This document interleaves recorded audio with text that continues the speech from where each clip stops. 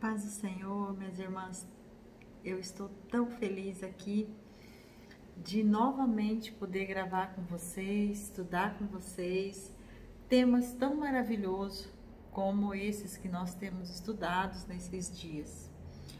E nesta oportunidade eu quero estar passando, um estudo, algo que eu estudei para minha vida, para minha casa, para minha família, identificando algo sobre a minha vida.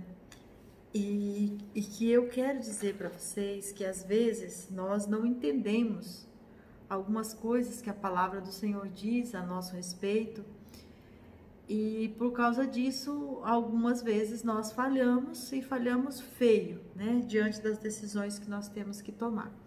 Eu quero ler com vocês o Salmo 128. Ele diz assim: Bem-aventurado aquele que teme ao Senhor e anda nos seus caminhos, pois comerás do trabalho das tuas mãos, feliz serás e te irá bem. A tua mulher será como videira frutífera ao lado da tua casa, e os teus filhos como plantas de oliveira à roda da tua mesa. Eis que assim será abençoado o homem que teme ao Senhor. O Senhor te abençoará desde Sião, e tu verás o bem de Jerusalém em todos os dias de sua vida. E verás os filhos dos teus filhos, e a paz sobre Israel. Quando nós lemos esse salmo, nós podemos aqui tirar algumas informações muito úteis para o nosso dia a dia. E eu quero aqui destacar o versículo 3, que diz assim: A tua mulher será como a videira frutífera ao lado da tua casa, aos lados da tua casa, e os teus filhos como planta de oliveira à roda da tua mesa. Aí, primeira pergunta assim que eu me fiz aqui estudando esse salmo é assim: como é que a mulher é uma videira e o filho é uma oliveira? E eu comecei assim a me perguntar sobre isso, Por que essa comparação? Por que essas duas árvores? E então eu fui pesquisar mais e encontrei algumas coisas sobre isso, Porque no passado a videira e a oliveira significava bonança, significava algo precioso, só tinha na casa daqueles que realmente tinha uma provisão, tinha algo organizado. Então assim, lá em Gênesis, no capítulo 49, versículo 22 até o 26, ali vai estar falando sobre videira, e ali é quando Jacó vai dar a bênção para José, e ali ele diz assim que para José que ele seria frutífero. Então ali ele está falando. Cantares, no capítulo 7, também vai falar, capítulo 7, versículo 8 a 12, também vai falar da videira no sentido de fertilidade sexual. Juízes 9:13 vai falar de videira representando festividade. Êxodo 23:11 vai falar da fartura que os judeus tinham nas suas casas. E aí o Salmo 127 e 128, que ele vai estar fazendo essas comparações, da família, que é o Salmo da família. Então ele vai estar ali explicando um pouco sobre essas espécies, e eu entendo que ali ele está falando que o homem que teme ao Senhor, ele tem, esse homem no sentido de o ser humano que pensa, que teme ao Senhor, ele vai ser frutífero, ele vai produzir, ele vai mostrar nutrição.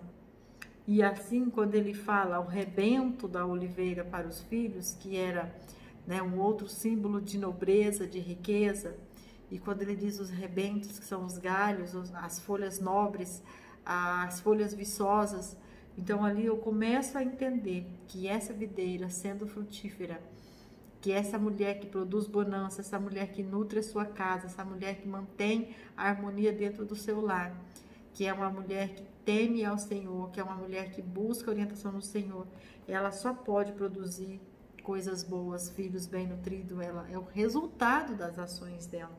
Então, nós já sabemos que nós somos mulheres responsáveis pela nossa casa, no sentido de harmonia, equilíbrio, organização, E isso é muito lindo. Quando nós pensamos nessa comparação, nós vamos ver que o nosso lar, ele é um lugar onde realmente nós precisamos investir nosso tempo, onde realmente nós precisamos nos organizar e planejar a nossa vida numa estrutura a fazer do nosso lar um santuário do Senhor. Êxodo 25:8, ele vai dizer: e farão para mim um santuário para que eu habite no meio deles. Então a nossa casa deve ser um lugar de adoração do Senhor, deve ser um lugar preparado por nós, para que o Senhor tenha essa liberdade de habitar em nós. E o mais importante que eu quero dentro desse estudo agora, para nós pensarmos sobre isso, para nós estudarmos sobre isso, porque o Senhor tem nos convidado, o Senhor tem nos orientado a sermos mulheres sábias, a sermos mulheres doutrinadas, que mantêm a nossa casa num equilíbrio. Então, este estudo, ele será distribuído em 7 dias. Cada dia nós vamos falar de um tema dentro deste propósito de sermos frutíferas, de criarmos harmonia na nossa casa. E nós vamos estudar a palavra. E na sequência que nós estudarmos a palavra, nós vamos fazer uma declaração profética a nosso respeito, explicando quem nós somos, a partir daquilo que o Senhor fala que nós somos, com base na palavra do dia. Então aqui eu vou dar para vocês um modelinho de declaração, mas isso não quer dizer que essa tem que ser a sua declaração. Você vai escrever a sua declaração de acordo com o seu entendimento, de acordo com a sua expectativa acerca da palavra com que o Senhor falar com você, acerca das suas limitações, acerca daquilo que você sente que o Senhor está falando com você e que está te moldando e que você precisa, hábitos que você precisa abandonar e hábitos que você precisa adquirir. Então, profeticamente, você vai trazer isso à existência. E no final de cada declaração, você vai dizer: essas são as verdades de Deus para mim. Essa estrutura desse estudo, ela é maravilhosa. Eu já apliquei ele em mim, já apliquei ele 2 vezes nos grupos de estudo que eu faço parte. No primeiro grupo, as mulheres que ficaram extremamente felizes. No segundo grupo, nós já colhemos frutos, testemunhos de mudanças, porque a palavra, ela é viva, ela é eficaz, ela é transformadora e ela traz mesmo para nós novidade de vida. Então, eu quero fazer uma pergunta para você, que é para você se fazer antes de começar esse estudo. Como você quer ser chamada pela sua geração? Sim, a sua geração, ela vai falar de você, de uma maneira ou de outra. Mas o que é que você gostaria que a sua geração falasse a seu respeito? Porque aqui na palavra ele está dizendo que a mulher, né, a pessoa que teme ao Senhor, ele verá os filhos dos teus filhos. Então, o que acontece? Você vai alcançar os seus bisnetos.